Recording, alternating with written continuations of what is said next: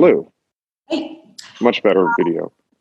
great. A little bit more wilded here. I was hoping that you could elaborate on binding opposites a little bit more. Okay.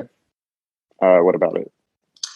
A little bit more of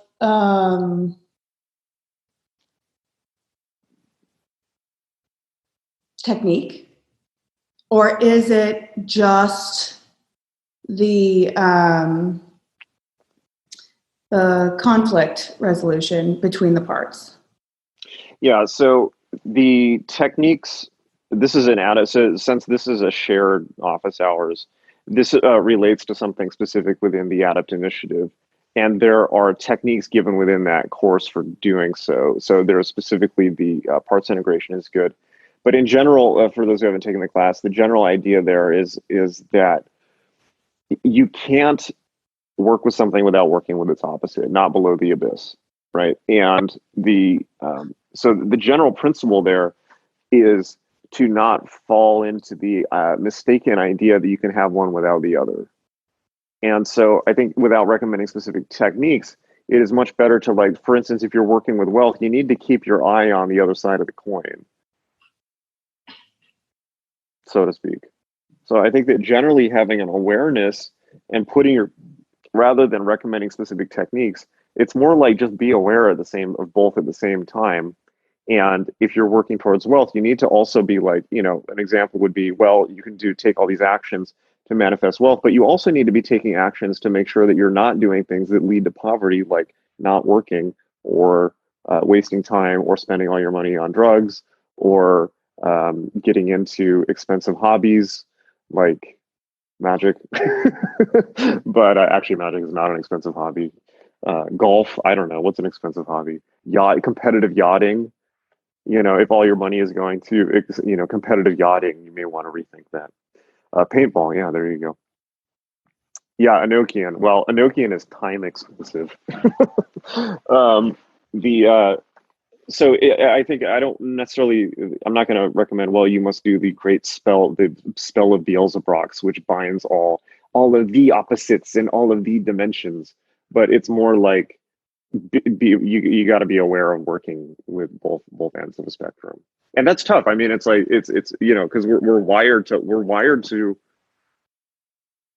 want one and not the other, right? And so I guess maybe a better recommendation is to work with at least getting an intellectual understanding of Taoism, the I Ching, and looking at philosophical systems which work with that paradoxical nature of reality, which is largely absent from Western culture, because Western religion is founded on a bedrock hard code of Zoroastrianism, which posits that good and evil, which actually we were talking about at the beginning of the call, which posits that good and evil or dark and light are opposing forces in eternal war, and that one will win. Whereas, which is certainly is binding opposites. It's one way to look at it. Taoism understands, and Buddhism, especially as it spreads further into East Asia, understand very clearly that these are in opposition. These are constantly in a state of flux. So that the Tao Te Ching in particular is a training manual for working with polarities. So I guess that would be my specific recommendation: is reread the Tao Te Ching if you haven't read it in a while, or read it for the first time if you haven't. So. Okay. It would be nice to be like, oh, here's the tire iron that you use to do this, but it's more like, yeah. I mean, it's only like the most core question of existence altogether. So what do you want from me? Fair.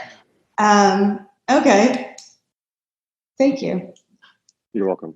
But yeah. I mean, Tao Te Ching, right? And just literally, I know that sounds non-complicated, but it's simply keeping awareness of both at all times. I mean, that by itself is a spiritually evolving practice. So. That sounds incredibly complicated, and why it's okay. Well, yeah. Then I've done my job by overcomplicating things. Great. But I'm curious how that goes for you. So maybe call back in 2 weeks and then let me know how it's going. Sure, I'll update. Okay.